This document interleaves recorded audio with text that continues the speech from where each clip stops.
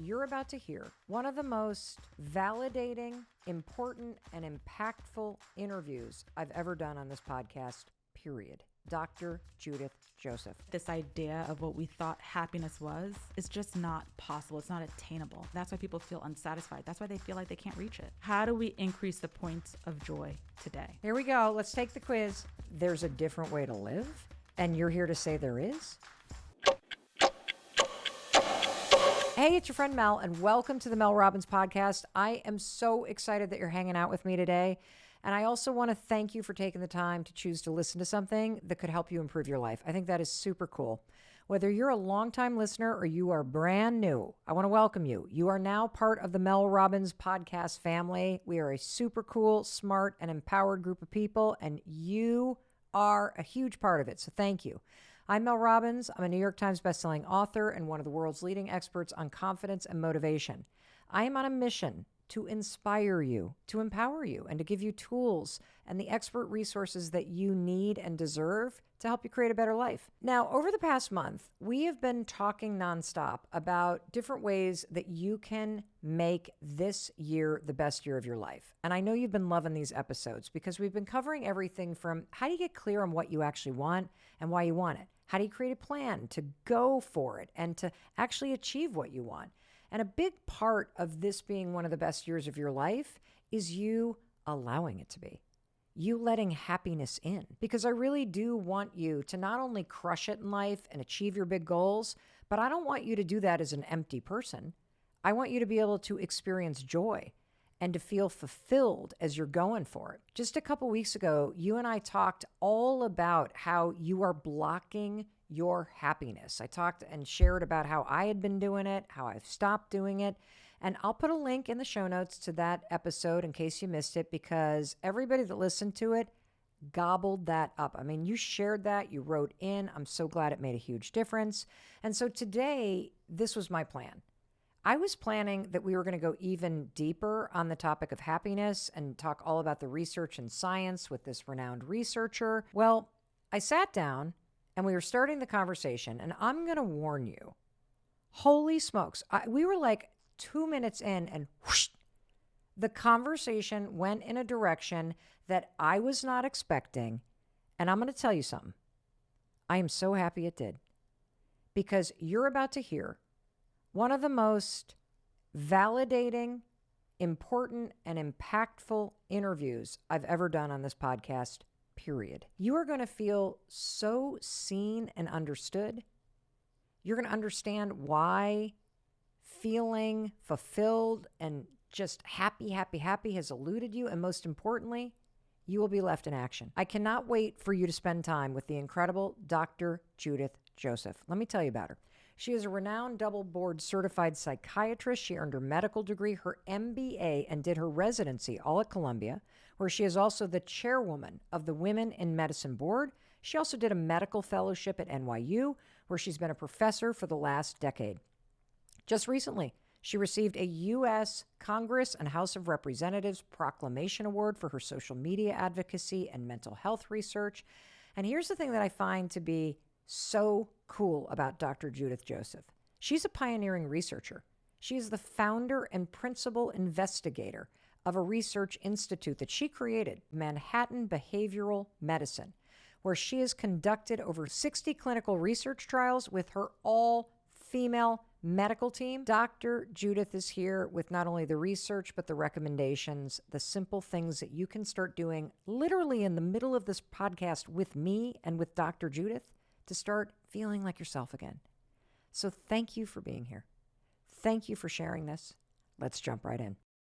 Hey, we're going to get to this episode in just a second. I cannot wait to introduce you to Dr. Judith Joseph. This is amazing. But first, please, have you subscribed to our channel? It makes a huge difference. It allows me to bring you a brand new video every single day. You're going to love this one. So just take a moment and subscribe. Did you do it? Awesome. Thank you so much. Now let's jump into the episode.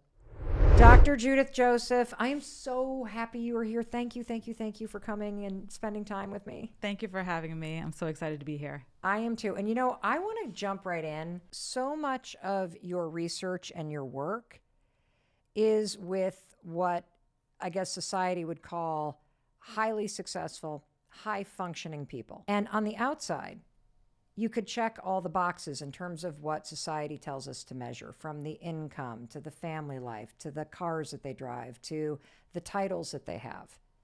And yet you are finding some pretty incredible insights. I recently saw you say something that surprised me. You said that we need to throw our idea of happiness out the window. And I thought, Dr. Judith, what has gotten into? You are like the smiliest, most joyful person. What do you mean throw happiness out the window? Well, in my practice and in the research that I'm doing, I'm seeing that this idea of what we thought happiness was is just not possible. It's not attainable. People are walking around feeling blah or meh or just feeling numb. And then to give them this like impossible idea of happiness to then go ahead and try to obtain, it's just not right. It's unattainable. And when you say this impossible idea of happiness, is it the kind of, I don't know, popular culture notion that happiness is about doing more, it's about achieving something, it's about go, go, go, and all of us are just freaking exhausted? Is that what you're talking about? Happiness is not a state. It's about increasing the points, the moments of joy. It's about becoming happier and not being happy. So there are small things you can do every day to increase the points of joy in your life, to add up to being happier. It's not just one moment in time. It's not this picture perfect ideal, because that is impossible to reach. And that's why people feel unsatisfied. That's why they feel like they can't reach it. And so when you shift the way you think about happiness as like, okay, there are points of joy today that I could have or not have, right, versus I need to be happy today. It's such a mind-blowing shift, and it's attainable when you think about it as points of joy. Okay, so I got to get my mind to be on the same level as Dr. Judith here. So maybe I should ask you this. As a researcher, how do you even describe happiness? Like if you were talking, let's say, to your 7-year-old, right? How would you explain happiness to your daughter? It's interesting because you don't have to teach children how to play. It just seems as if they naturally know how to play. Just do an experiment. You're going to be a researcher with me. Have a toddler, give them a box. They will find ways to enjoy that box. They may put it in their mouth. They may, toss it in their hands. They may throw it to someone else. They may look at it. They may inspect it. They're using their senses to explore a box, something that most of us just discard. Yep. Along what line, at what point do we lose the ability to play? And, after a certain while, seeing children and adults in my practice, I'll have a 50-year-old man sit on my couch, and then I look at him like a 5-year-old. I'm like, at what point did this 5-year-old stop playing? And then you trace back to their childhood, you trace back to their trauma. And at some point, they stopped prioritizing fun, joy, play. They just stopped. And they don't know. So it's my job to figure out, where did they lose that? And I'm seeing this lack of feeling and lack of validation and lack of processing in our society. If we don't know how we feel, how can we identify what to do with this feeling, this emotion? How do we trace back to the thought, to the experience that led to this present state? So because of a lack of feeling and processing, I'm learning that this is leading to a lack of joy, which I have helped my patients to name as Anhedonia. Oh, wait, okay. Hold on. You just Anhedonia? How do you say it with me? Okay. Anhedonia. Anhedonia. Yes. Did I say it? Perfect. What the hell is Anhedonia? See, I'm going to do because I'm already laughing at myself. An is a lack of. Hedon is hedonism or joy, pleasure. Okay. So lack of joy, anhedonia. I've never heard this word. Is this actually a clinical term? It is. It's a very old medical term, and it's throughout the research, but it's not in the typical vocabulary. I'm trying to change that. Okay. I educate my patients that anhedonia is something that we all at some point probably experience, but not in long stretches. And if you ever think back to a time in life where you were really busy, and you weren't really processing what you're going through, maybe you were feeling meh or blah, or people asked, how are you doing? I'm okay, but you really felt like nothing. Mm-hmm. Guess what? That's anhedonia. So I'm just going to speak on behalf of, I think, the vast majority of people.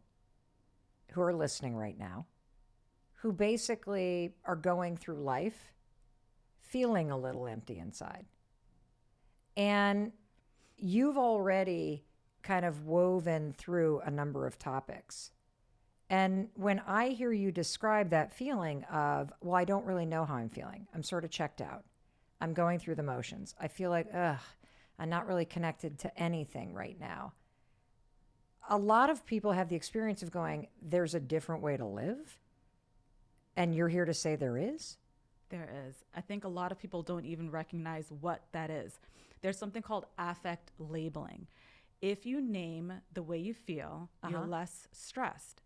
I mentioned I treat children, some as young as 4, and adults, some as old as 90. And the interesting thing is that when you're seeing a child in preschool, if you walk into any preschool or kindergarten, you'll see a face chart. You'll see a sign that says, this is happy, this is sad, this is angry, this is hurt. Children are taught the importance of labeling the feeling. Why? Because let's say a child feels hurt. They know, oh, my tummy hurts. Right. That means I have to go to the bathroom. If I don't go to the bathroom, I'm going to like wet my pants, right? Right. You don't want the kid wetting the pants. Right. At some point in adulthood, we stop training adults to identify and label their feelings. Maybe it's because of the state of society. I have this biopsychosocial theory about anhedonia. Okay, now, there was a whole lot of words. What was it? Biopsychosocial? Biopsychosocial. What does that mean? In medical school, you learn that all disease models or symptoms have a biopsychosocial component. Bios represents your body, your biology. So, for example, we went through a pandemic. Who knows how the virus affected our brains? Some numbers say that 70% of us got infected. Also, there are genetic risk factors in the bio, right? Some of us have a family history of mental health conditions. The food that we eat, there's a lot of growing literature in nutritional psychiatry that the foods are causing inflammation and the environment and so forth. So that's the bio part of the biopsychosocial model. Yep. The psychological component, this is interesting because in our society, trauma is not processed, and people have a way of kind of like labeling victims as being the blame for the trauma. The just world theory that we all kind of harbor in our brain says What is the just world theory? Well, good things happen to good people. Bad things happen to bad people. So you may read these terrible stories of a woman running through the park and you're like, what was she doing in the park at that night? She shouldn't have been attacked. But in our minds, we think, well, if she did this, if she did that, she should have been okay. But it's just not the case. Bad things happen to good people and they happen to them. It wasn't their fault. But in our society, we label trauma as a blaming thing, a shame thing. So it really deters people from talking about their feelings, talking about their pain. It's true.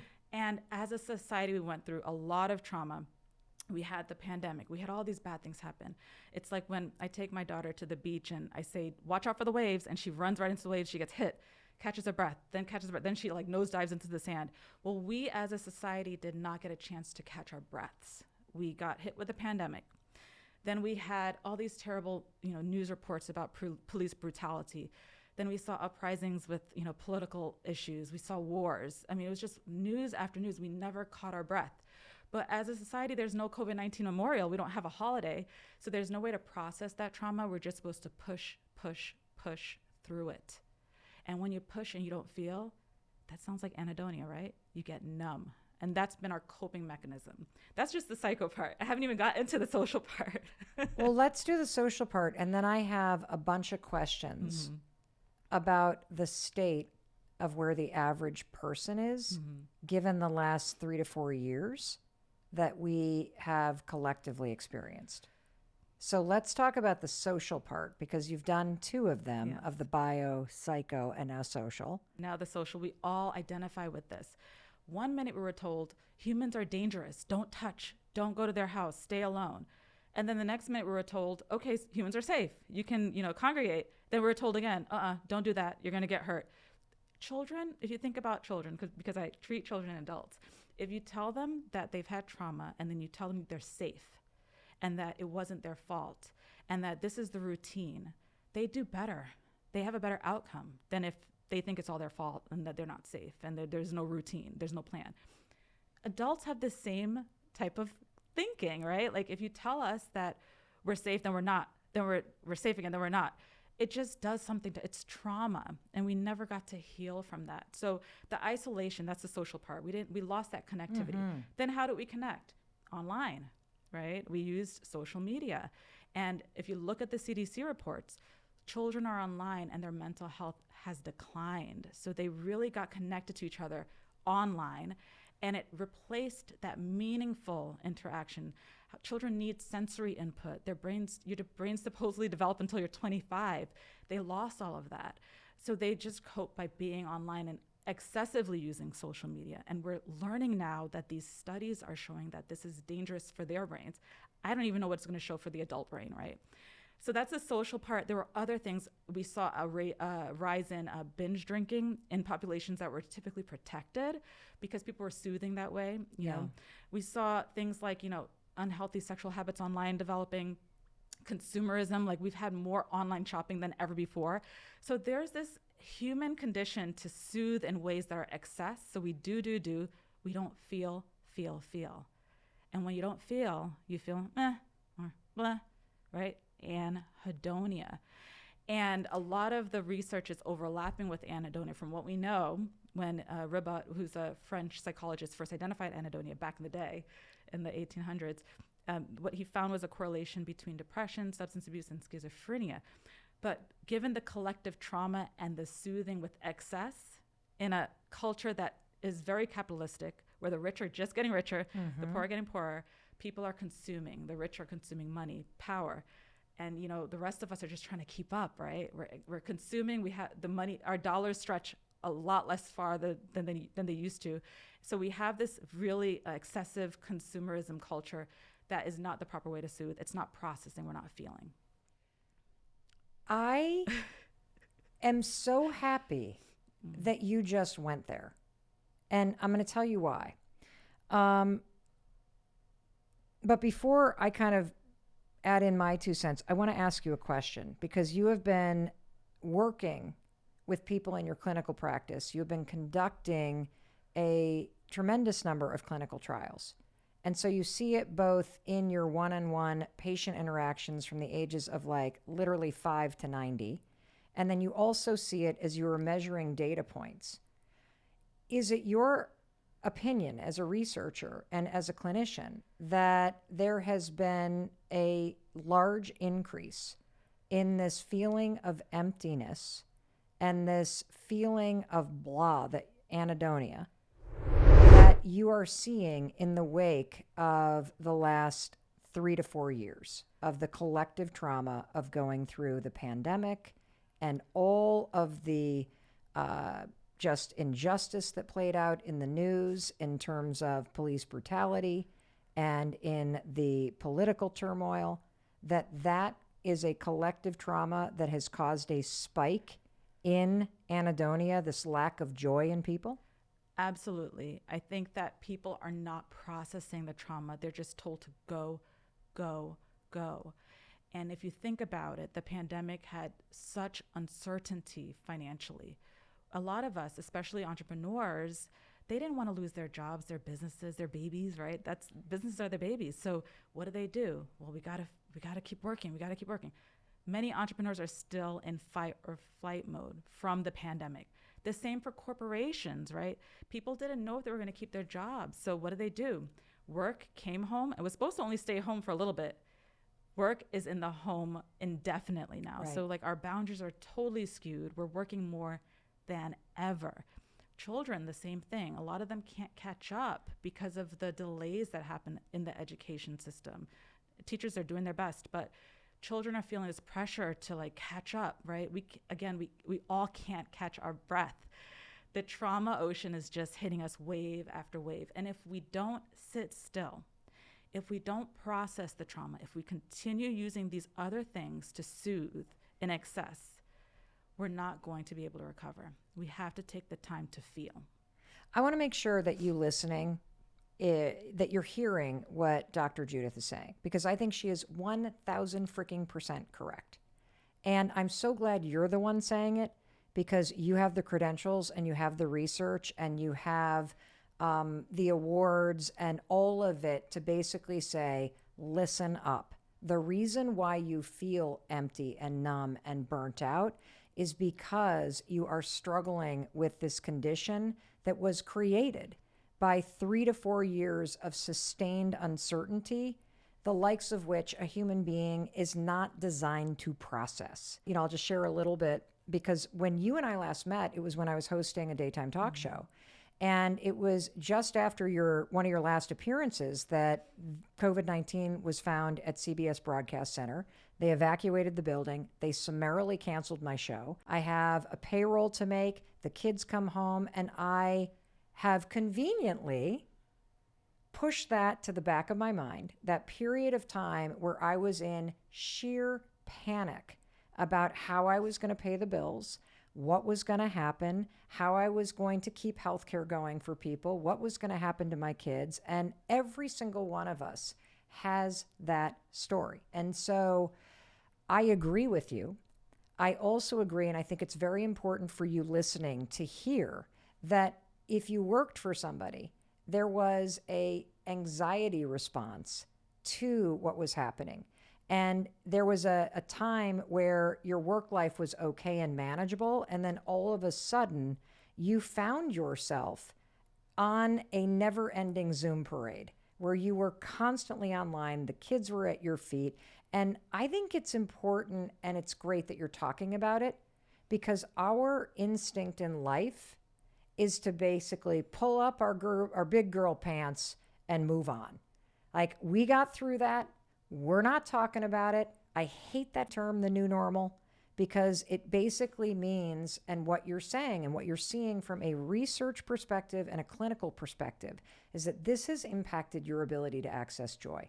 This is why you feel that you're just, or you're empty. And that's why you're having trouble sleeping. That's why you just kind of want to get on with it. That's why nothing quite feels right, because it hasn't gone back to normal, because you haven't reset your body back to normal. And are you also saying, though, that there's something we can do and that we should do, and that it will help both process all of the crazy stuff that we all just survived and that we're not talking about because we want to forget about it, and that it will help us access joy and happiness again? I'm so grateful you said that so beautifully. I mean, you're so in tune and so connected to your listeners. What you just did was validated them. You named what they were going through, right? We called it affect labeling, naming how you feel. Because when you know what it is, right, you're less afraid. That's true. As humans, we need to know what it is. You validated everyone and said, this is what you're feeling. The other thing that you did so beautifully was you said, I was in a haze and I remember, I can't tell you how many times I've heard that from my patients. 2020 was a blur. Even my lab team were like, what were we doing in 2020? Sometimes we go through like the phone and we look at pictures. We were on the roof drinking tequila. Like, that's what researchers do after a big study. We needed something, a little something. But like, yeah, it's like we don't remember things, right? Like that's a symptom of trauma. Yeah. Right? People forget huge parts of their lives. So don't be surprised. Don't knock yourself if you don't even remember parts of 2020. That's a trauma response, right? People were also awarded. They were rewarded and awarded for pushing through. So how again, so? So your corporate anhedonia is contagious. It is contagious. So like if you ever heard the saying, the fish rots at the head? No, but that's disgusting. And maybe it's a snake. But there's a saying. I believe you. I believe you. Well, if a corporation is anxious, like you said. Yes, top and the down. boss is anxious. And they're like, oh my gosh, we're going to lose everything. Well, that gets passed down, right? It's trickle down. Everyone else is anxious. Everyone's working. And if the heads have not relaxed, if they haven't stopped that, or if they've gotten wise and they're like, we're making money, let's keep this fair going, it's never going to stop. In fact, you get rewarded with the more work and the less you feel. Yes. And I think this is snuck up on people. And so I want to tell you, as you're listening to Dr. Judith, she's not joking, that this crept up on you. And if you feel like you can't get back to yourself, If you feel like you can never catch a break from work, even when you're not working, you're thinking about it. You can't find that off switch so that you can drop into those points of joy that you don't even probably remember because that was 4 years ago and you've been running 100 miles an hour since. This is an opportunity to say, yeah, that happened to me. Now, we need to hear a short word from our sponsors because they allow me to bring all of this expert advice to you at zero cost. So stay with us. Welcome back. It's Mel, and we're talking about joy, or actually, we're talking about the lack of joy and why so many of us are feeling that right now with the remarkable Dr. Judith Joseph. And we were just about to jump into why it is so hard to identify this as the core issue that we're struggling with. And I would love for you to talk a little bit about what you're seeing, both as a psychiatrist and a researcher. Here's the thing, doctors and healthcare providers, they don't code something unless it causes impairment. So if you go into the doctor and you're like, I just feel kind of blah and they're going to be like, well, are you working? Yes. Are you taking care of your family at home? Yes. Is anyone really complaining? No. Okay, well, I'll see you next year, right? It's like not like digging deeper, like something's off. Like I just feel like any minute now something's going to happen. I can't put my finger on it. Or I feel like, nothing gives me pleasure. If you go to a doctor with that, they're going to be like, oh, well, I don't, your function's okay. You're good. I think I just got what your research is about. So you've identified the symptom and how it appears on the surface, which any one of us that are just going through life would describe as I feel blah, I feel empty, I feel a little lost, I feel like I'm on autopilot. You have grabbed onto this thing that we may describe casually to somebody, but it is a low ache inside of your soul, basically. Yes. Where you aren't feeling a lot, you're kind of in survival mode, and yet you're still getting it done. And you've pulled on that thread in people who are functioning and pushing through and getting it done, and you have found a very deep connection that on the surface, when you say to yourself, which I think if you're honest with yourself, everybody is suffering from a level of this. Yeah. Unless you have truly taken your mental health and your nervous system and processing what we all just went through, you are probably feeling this. And you have pulled on that thread and gone all the way down to say, holy smokes, this is somebody who's turned off feelings. And this is somebody who has blocked their access to joy and happiness, and more chasing and trying to get the Lamborghini or more Instagram followers or to lose weight or to find a person to date. All that shit on the outside is never going to impact this. And that's why you say you have to, especially right now, you have to throw the definition of what happiness is out the damn window. Because I think we are all, when you say happiness, what that means to me is, like, most of us are chasing it, right? We think more money will create that feeling. We think losing the weight will create that feeling. And I'd love to just go and start talking about terms, because we all want what you're talking about. We all want to get rid of the emptiness. I want everybody listening to feel validated, like this really happened. It really impacted you, and it's still impacting you. Mm-hmm. And you know it, but people are not talking about it. And this is a deep, well-researched, psychologically validated, I don't even know if that's a term, but it is real. And so if we're going to throw happiness as we think about it, and how do most people that walk into your practice, how do most people think about happiness in the wrong way? So I've developed this Anhedonia rating scale. Anyone can take it. It's on my website. You are such a scientist. I love this. There is a scale for this. There's points, right? Yes. You can't tell people to measure it and then they have no way. So if you fill out the rating scale, you'll see that it's made up of points of joy. Now, there have been Anhedonia rating scales for decades. Okay. I modified them because the older ones, like the SHAPS, the Snaith Hamilton ratings. I have no idea what you're talking about, but okay. Well, it has a British twang to it. So we'll say, did you enjoy your cup of tea this morning? That's my British accent. It's a good or, one. did you like that landscape? Well, we don't have that, right? I don't drink tea in the morning. So I had to modify and add things that, relate to today. Okay. One of the things I found is that people with anhedonia will say, I will be happy when, or if this happens, then I'll finally be happy. So there's this picture of what happiness looks like. And it's usually when something happens. Yes. They're missing the mark, because even research shows that even when you get that picture, when that thing happens, you're still not happy. So then it's another goal. It's another thing. Being happier in the day is what matters. One thing we all have in common is that tomorrow is not promised, right? We all have that in common. So how do we increase the points of joy today? And I understand that you have a quiz that that you can run me through. Yes. To determine the level to which you have anhedonia, and that this is what you're really struggling with, which is the inability to find small points of joy in your day. Absolutely. Okay. So can you give me the quiz? I can. Okay. Everybody listen up. Here we go. Let's take the quiz. It's very, very basic, and it's agree or disagree. Okay. I often make delayed future happiness statements, such as, when I get this X, I'll finally be happy. So it could be anything. Yes. Okay. I agree.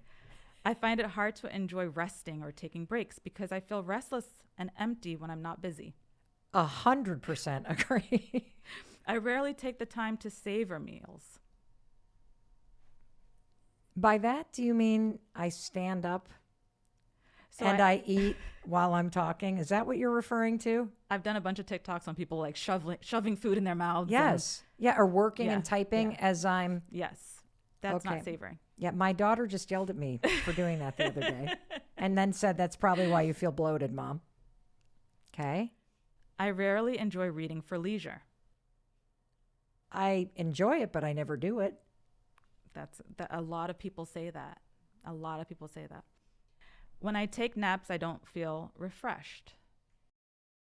I don't take naps because when I wake up, I feel anxious, like I miss something. I don't like napping. When I watch TV or stream movies, I'm not engaged in the program. I agree, because I typically do not follow my own advice and I'm scrolling while I'm watching. When I make an effort to dress up, I rarely enjoy the experience. Oh, I kind of like that. When others compliment me, I have a hard time enjoying praise. I agree. I have a difficult time enjoying social interactions with family or friends. I used to, but since the pandemic, I find that I'm way more introverted. Like it feels like an energy drain. It's hard to relax and enjoy a holiday or vacation. Everybody that knows me that is sitting here with us is laughing. And if you're watching this on YouTube, you can see it, but I'm having this experience where I literally feel like I am in an intake appointment with Dr. Judith, because she looks at her paper, then looks at me and nods knowingly and does her little thing and then asks the next one. I'm like, oh yeah, I'm already okay. What else we got? I find it hard to enjoy listening to music. I disagree with that one. One of the few things I like. This is a little personal. Okay, I'll answer. I have a difficult time enjoying physical intimacy or sexual behavior. Yeah, my sex life has definitely taken a hit since the pandemic. I think we're both exhausted. We do a lot of talking about wanting to have sex with each other, but then, by the time I get into the bedroom, Chris is asleep, and I'm like too tired to wake him up. And so, yeah, that's definitely taken a hit. I rarely enjoy self-care activities such as a warm bath or a mani-pedi. Oh, I love those. I just don't make enough time for them. I rarely enjoy simple pleasures such as a nice cup of coffee or tasting a delicious beverage, smelling sweet scents. I disagree with that one. I rarely enjoy beautiful art. I agree.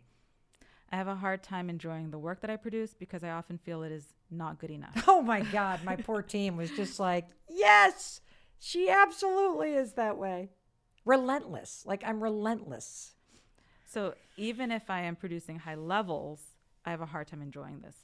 Yes, that's my biggest complaint about work right now, is that even though we are killing it, I'm no longer enjoying it as much as I used to. And I want to get back to this point where I really love it. I mean, I love talking to you right now, and I love the work, but there's just this feeling that it never ends and that I can't stop thinking about it. And I don't want it to be that way. Well, thank you for your bravery. Now, here's how we address it. Okay, so do I have anhedonia? You have very high levels of it based on this. Shit. Okay. But that's okay. A lot of us do. In fact, I did at one point, and that's why I became so into this, because like you, I'm an entrepreneur. I have my lab. I have families that depend on me. My own family depends on me, you know. I was working. And then after a while, it was just like, blah. Things that used to excite me didn't excite me anymore. So the way to get back into your body and a way to feel again, feel the feels, right, is to focus on those simple pleasures in life. Not that big grand scheme of like, you know, this idea of happiness. But today, how do we increase the points of joy? Because when we add them all together, overall, you feel happier, right? Happy out the window, picture of happy out the window, happier overall is what we're trying to achieve. That makes all the sense in the world.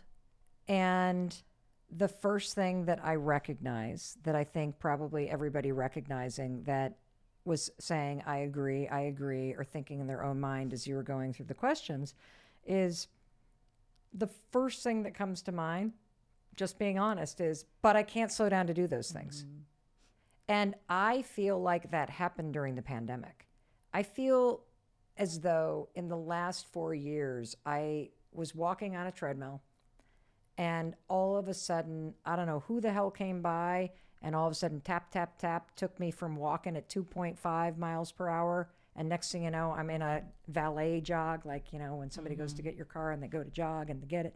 And now I'm in a sprint. And I want to slow down. Well, you went through a trauma, you know, like your show shut down, then you were on the go, and then a whole bunch of things happened. Like, I don't know your personal life, but if you don't take the time to process all those traumas, then you're just using everything else to soothe. And it's a distraction. It'll never be enough because you're not getting to processing that trauma. You're not feeling the feels. And one simple thing everyone can do, right? Let's pick one thing on here that I can do right now and demonstrate with you.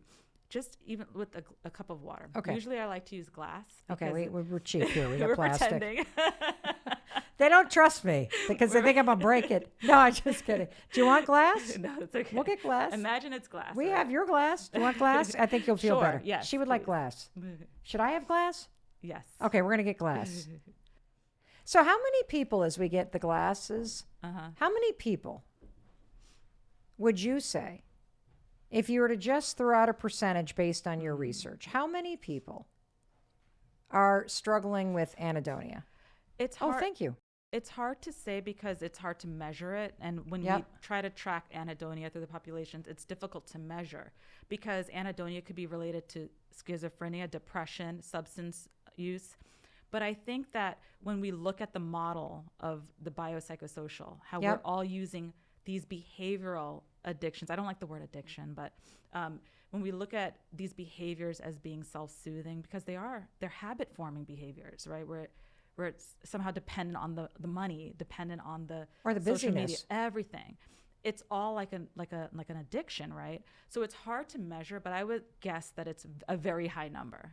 And I think it's hard to measure because people don't know what it is. Right. They don't know the name, but hopefully they'll know what it is and they'll be able to address it. Well, I think the first step is validating Yes. that absolutely everyone experienced some level of this over the last 3 or 4 years. And there's no way that you could be living in the modern world and not have it impact you and the kind of what it feels like in your body. And I've even noticed that like time off hasn't even refreshed me the way that I thought it would. Like I just literally got back from a vacation with my family and celebrating, grandparents' birthdays. And I don't feel refreshed. I feel even more tired, honestly. Yep. And that never used to be the case. And so if you were not looking at the data, but you were saying based on common sense and just the wide range of people that walk in and out of your practice and in your research institute every day, do you think that this is something that's impacting absolutely everybody on some level? I think so. I think everyone has points, just like the points of joy that are lost throughout Yep. the day. Everyone experiences the numbing. We have to remember that numbing, right? Fight, flight, freeze. Right. Those are trauma responses. So not only are we just busying ourselves and not feeling, but we're also not feeling as a way to survive this, right? Right. If we felt it, then maybe some of us would be terrified with that feeling. Well, and the other thing is, honestly, I love you, Dr. Judith, but I don't want to fucking feel the thing again. Like, I feel like I went through it. Mm-hmm. I want it to be over with. I want to move on. And yet there is a deeper level of happiness. And what I love about that I want, and what I love about your research is that you are doing this with people that are moving on, that are high functioning, that do have their jobs, that are paying their bills, that are doing all this and yet can't access it. And so I also like that what you're providing us is you're about to teach us this exercise we can do every day that costs no money and that doesn't require you to take time off and to take a vacation, that you're actually saying, no. You got to put this in your day-to-day life and realize we're warming up our feelings again. And before Dr. Judith shares a specific exercise that you can do to create more joy, I would love for you to take a moment and listen to our sponsors, who allow me to bring this to you at zero cost. So take a short listen. I'll be waiting for you right after a short break. Stay with me. Welcome back. It's Mel, and we're talking to Dr. Judith Joseph. We've already talked about why so many of us are feeling like we're not ourselves. And now Dr. Joseph is about to jump back in and lead us through a simple tool that you can use right now to get in touch with the you that feels like it's missing and these small amounts of joy that you deserve to feel in your life. So you're going to love this because it's a grounding technique. And what we described was trauma. Okay. And your viewers, your listeners, they're very familiar with 5, 4, 3, 2, 1. Right. Already, right? The countdown. Right. Well, there's something called the 5, 4, 3, 2, 1 grounding method. Okay. And when you list 5 things that you see, 4 things that you feel, 3 things that you hear, 2 things you could smell, and 1 thing you can taste. And if you did 1 minute of those things, that's 15 minutes. It sounds like, oh, easy breathe. No. It's very difficult for people who are on autopilot to take 15 minutes to do anything. Okay. So let me just describe 1 minute okay. of all those things. Let's do it. On the Anhedonia scale, we have different things like tasting, seeing. They're all stimulating the senses. Toddlers, when they're young, we encourage them to explore their environment. And they just enjoy it so much. And you see them rolling around with this garbage and they're putting it in their mouth and they're really having joy because they're really in the moment. So we all drink water. Yep. Okay. We got a cup here. And in the morning, this is what I do. It's my 1 minute of grounding myself and enjoying something very simple because I'm increasing that point of joy. Okay. So I'm going to look at it and I'm describing what I see. Okay. Right. I'm looking at that and saying it's clear. I see my pink nail polish. I love it. You can describe things in your environment that you're seeing. I see you. You have beautiful blonde hair. There's a statue right there. There's a beautiful flower behind you. It's yellow. It's green. So I'm describing things that I see. But really, with the act of drinking the water, you want to describe what you're seeing. Okay. So I see this glass, and I see the water shining. And I'm going to really be present in the moment. As I hold the glass, I'm going to describe what I'm feeling in my hand. It's cold. It's cool on some points. It's hard, and I'm listening to my fingernails tap on it. I like the sound of that ASMR right there. And then it feels cool on my tongue. I was really thirsty, so that felt really good going down. Some water has a minerally taste. This one's very fresh. There's no smell to it, but you can do this with a beverage that smells. And I'm really paying attention to how it feels going down my throat. I'm going to take another sip. And I'm looking at the glass, and I'm trying to be present in the moment, but I really enjoyed that sip of water. Like, I really fully enjoyed it. How many times do we enjoy just a sip? So we're adding up all the sips, the points of joy in life. So take the time, 5 things that you saw this morning. For me, I flew here from New York. I looked at the sun rising. I saw the beautiful New York City skyline. I liked the waterfront here in Boston. There were things that I saw. I touched my loved ones, because when you touch people, it releases oxytocin. I wear this furry jacket and I love to feel it. You can really enjoy the senses if you took the time. And it sounds loosey-goosey and like very granola, but the science shows that if we can really increase those points of joy in a day, overall we'll feel happier instead of chasing this idea of happy. Tomorrow's not promised. When you feel this burnt out, you kind of hear that and you go, oh, for God's sakes, Dr. Judith, seriously? You're telling me to drink water? And I say that because I want to represent the person who's listening who can't quite comprehend how savoring a glass of water like that and slowing yourself down could possibly make a dent into this feeling of meh or emptiness. And so how does that actually create more meaning and happiness in your life overall if you are adding up small moments, which if I had to really pull it apart, where you are stopping and you are getting out of your racing thoughts and you are dropping into your body and you are forcing yourself to come into the present moment by activating all 5 senses. It's the 5-second rule, right? The thought, feelings, behavior triangle in cognitive behavioral therapy. Classically, when we're trained, we're thinking if you shift the thought, then you shift the feeling, then the behavior changes. Right. But if you shift the behavior, even if you don't feel like doing it, it pushes everything the other way. For example, if you take this quiz at home and you're not enjoying, let's say, physical intimacy. Yes. Try simmering. Simmering is a term used. What the hell is simmering? What am I doing with Chris tonight? Simmering is a term that's used in marriage and couples counseling where you don't have full on a hot, passionate session, but you may gently rub the small of your partner's back, right? And it creates this little excitement. You're like, oh, where'd that come from, right? It's not the full on act, right? But it's a taste of it. That moment of joy does so much for one person. Try it with your pet. We love our pets. Pet your, touch your pet more. Those tiny moments that make life worth living. If you can increase those moments, overall you'll do better. If you sit down to have a meal, you may not be able to sit and be like, oh, I'm eating my delicious salad. Just for 1 minute of that meal, just take it in. Say, oh, there are mushrooms in here. The corn tastes like this. So this is crispy. Oh, I like this chipotle kind of sauce. 1 minute, and compare. Do your own little experiment. Be a little scientist. Compare how you felt in that 1 minute to the 5 minutes where your gut trying to shove it in before your next meeting, right? So you really have to challenge yourself and say, do I really want to increase my points of joy? Then let me try this. Take the test.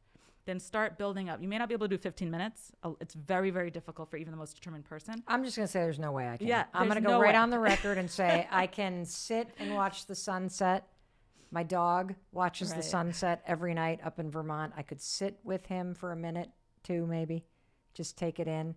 I want to see if I can translate what's happening because I believe that this matters. I am at a moment where I am particularly burnt out, and I'm aware of it. I feel that kind of hollowness and I can have fun but it's kind of lingering. And if I really try to absorb what you're saying, I think what you're saying is that if you are struggling with this sense of blah or emptiness,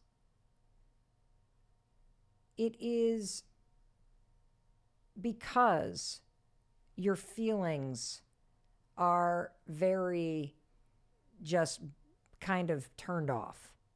They're very when a knife isn't sharp, dull. They're They're very dull. muted. Your They're feelings muted. are muted, right? You're up in your head. Your feelings are muted. You're going through the motions. And every one of these moments, whether it is stroking your partner's back or hugging your dog or stopping to watch the sunrise or taking a minute to really savor that glass of water through all 5 senses, you are forcing your feelings to come back online. And that if you do that throughout the day, whether it's taking a bite of your salad at lunch and truly chewing it, or it is putting the phone down and just enjoying the series that you're watching and noticing how you feel as you do, hugging your children and allowing yourself to feel that by bringing your feelings back online, you are all day long fighting the anhedonia and you are retraining your feelings to come back. You're basically saying it's safe to feel again. Is that why this works? You're validating yourself. When you don't feel, you're gaslighting yourself. What does that mean? What do you mean you're gaslighting yourself when you don't feel? You're telling yourself that it's okay. You don't have to think about what's really going on inside. Just push through and everything will be okay. But it's not okay. If it was okay, you feel okay, but you feel meh. You feel blah. Yeah. So validate how you're feeling. If you are not true with yourself, how can you fix things? How can things get better? You got to start telling the truth. And you do that by validating how you feel. And many of us, that feels very, very uncomfortable for cultural reasons, because we're raised in families where that just didn't happen. But start small. And it sounds so cliche, but we have to start somewhere. Start with that sip of water. Start with playing with your child on the floor. Just 1-2 minutes of playing with your child without a device, and really listen to them. Play with your dog, without being on a phone or like watching TV. Stay rooted in the moment and start feeling again. And slowly, you may start to feel sad, and that's okay.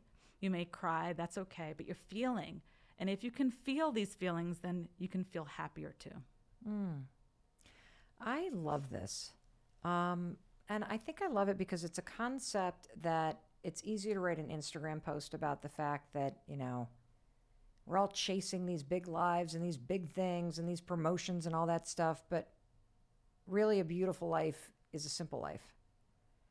And a beautiful life is a life that's made up of the simple things that you actually take the time to enjoy. And I also love the fact, Dr. Judith, that you, from your clinical and research experience, are validating what so many of us are feeling based on the collective experience of the last 4 years.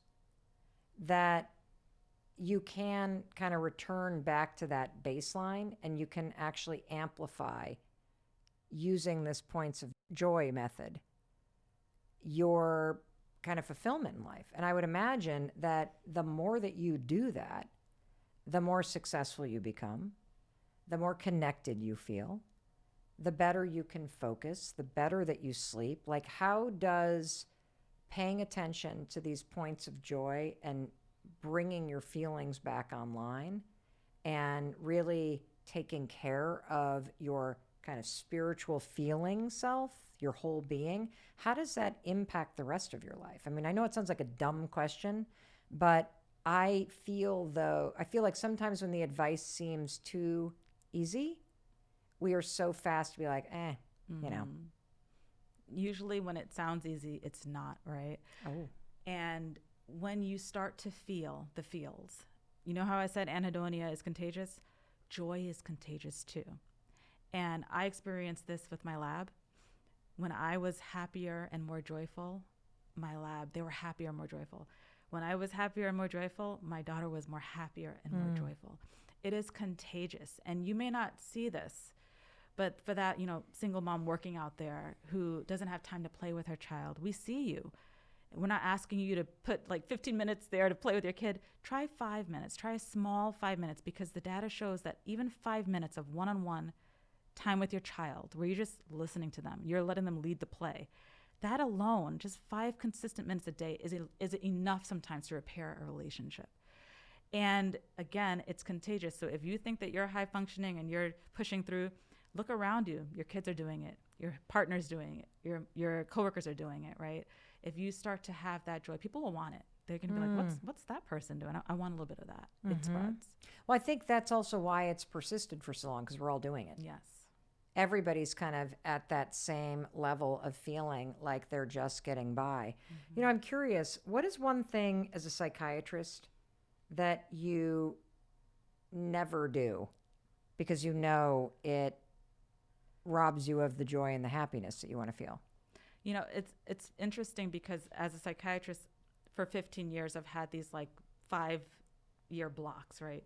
The first 5 years, I was a psychiatry resident, you know, learning how to treat adults, then a fellow learning how to treat children.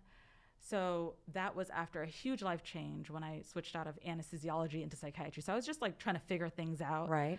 Then the next 5 years, I was starting a business, starting a lab, seeing patients, a new wife, a new mom. So it was like a lot of news.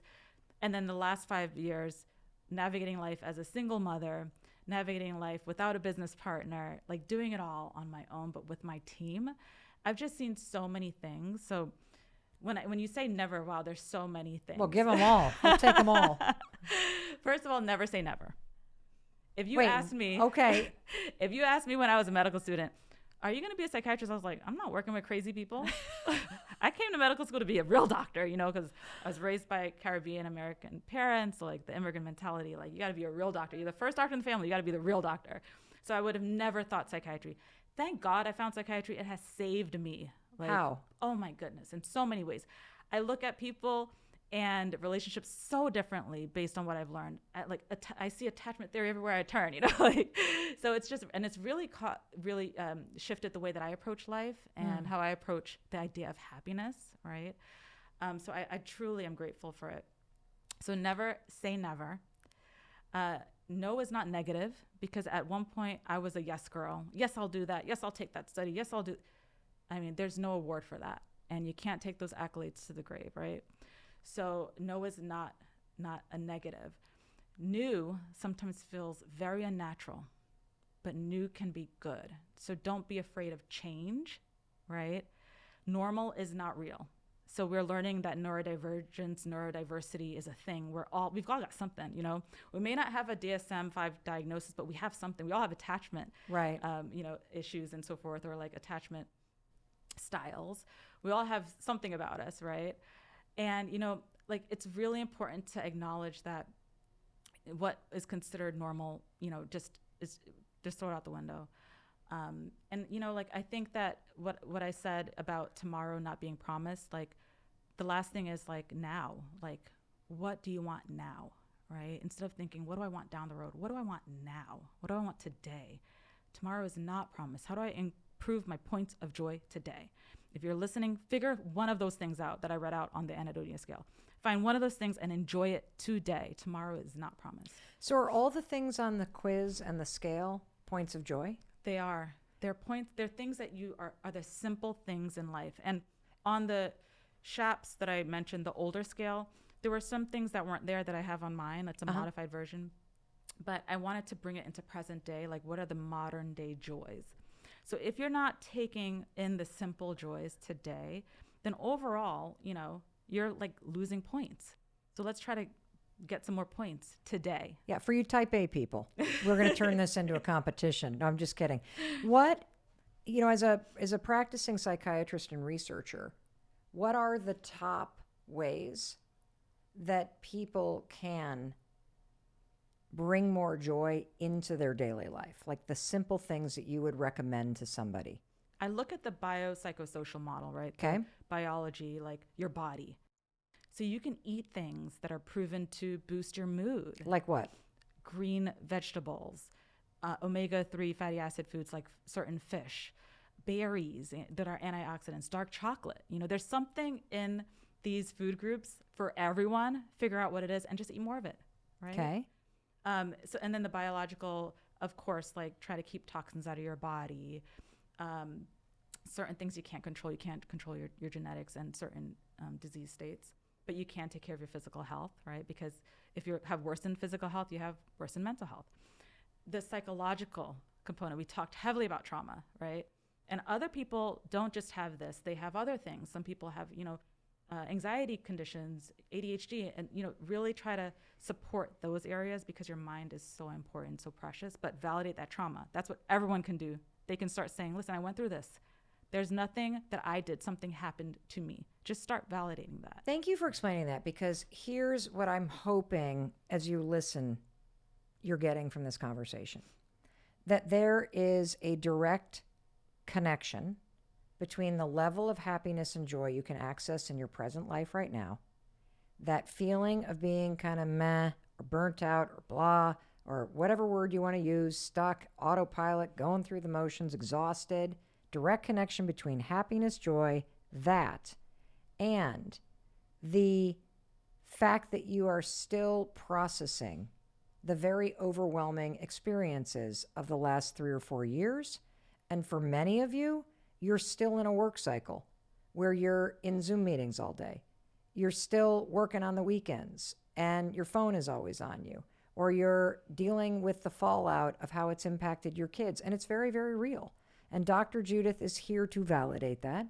She's here to say that it is a very real thing that is impacting people's happiness and ability to get access to these points of joy, and that the solution is very simple, and it's something that you can introduce into your life right now, which is slowing down and bringing your feelings back online. And it sounds dumb that that's the solution, but I know you're right, because I've experienced this in my own life. And last year, I was doing that and creating that time for myself. And in the past 4 months, things have been so insanely busy here at work, and with some changes, in my home life, living up in Vermont and like all that. I don't even go to the details, but that I've stopped doing all those little things that made me feel grounded and connected and alive and happy. Happier. Okay, now why did you say happier versus happy? When you think of happy, there's a picture. This is happy and this is what it has to be. But happier, increase the points in a day. It's not about being happy, it's about being happier. How long does this take? See, I'm so type A. I'm like, I want to know, like, if I start doing, like, what could somebody expect? Like, if somebody's in your practice, because I really want everybody to try this. Mm-hmm. It starts right away. The moment you start slowing down and enjoying that point of joy, that sip of water, you've already increased a point, right? It's that simple. But doing it slowly and adding up the points matters. What are the simple steps for taking better care of yourself in 2024? So we have like the typical self-care, right? Like the halts. If you're hungry, eat. If you're angry, do something positive to self-soothe. If you're lonely, phone a friend. If you're tired, take a rest. And I added an S to it. Okay. For stuck, because that's what I refer to Anhedonia as. Sometimes you just feel stuck, and so address the basic self needs. We think self-care is elaborate and like get your nails done, but I've been in that chair where I'm like, hurry up and get my nails done, I need to go. This is stressing me out, right? So again, we're going back to the basics. Look at a child when they're drinking their milk. They're just like in such joy. If we could just like drink our coffee the way that a child drinks their milk, how much better would our lives be? We all have the DNA and the programming to really enjoy life, but along the way, we stop learning how to. It becomes less important. We can retrain our brains, we can get back to the basics, and we can be happier. Is there an age at which people stop playing and stop, because you talked about this example of a kid with a box. Is there actually an age where this happens? It's interesting because I think I see it a lot across different industries. For example, I was pre-med. Mm-hmm. And so when you look at the pre-med track kids, they're just like, you're like, oh my goodness, like their future is going to be hard. That's Anhedonia waiting to happen, right? But, in other fields, like creative fields, I see play being more encouraged until, not to say creatives don't have Anhedonia. I see a lot of creatives with Anhedonia. You're looking at one. until it becomes perform, hide your feelings. No one wants to see you sad, right? So you're doing something you love, you're getting joy. And then when it's time for the job and the accolades, it's like, well, you can never show your true feelings. Show up happy. No one wants to see a sad face. So you see this with actors, right? Yeah. You see actors saying, people thought I had this great life, but I was wearing a mask, because no one wants an actor who is a Debbie Downer, right? So I think it depends on the industry, but I do think certain industries breed this. Teachers, we talked about educators, what they went through. How many educators, they start off like, oh, I love what I do. And then now it's like, well, I have to stay after school and help this child, the student. I have to use some of my money to buy some products for the classroom. They sacrifice a lot of their own joy because it's rewarded, right? This is a dedicated educator. They did this for their students. But, these martyr type of roles, they don't feed your soul. And so I think if we, again, can go back to the basics, even if you're a teacher listening to this, don't grade those exams through your lunch break. Take the lunch break. Just one day a week, not all days. You're like, oh, but no one's doing this. And try it. Try it one time. The world will not fall apart if you take your lunch break. So you really have to push back on these notions.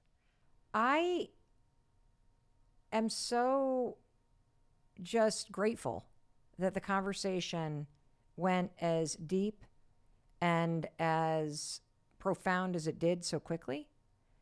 When you sat down in that chair, never in a million years did I think we were going to be talking about the collective kind of trauma symptoms that everybody's experiencing based on the last 4 years.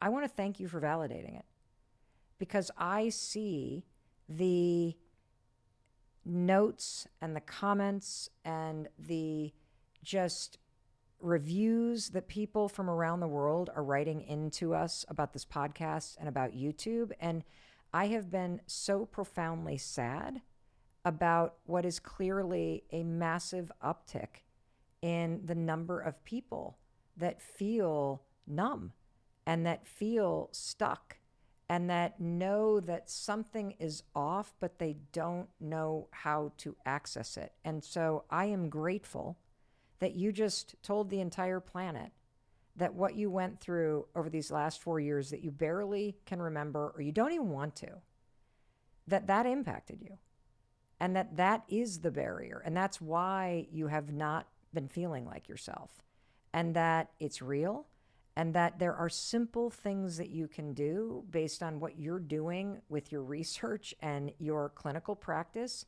to reconnect with yourself and to bring your feelings back online. And it's right there waiting for you.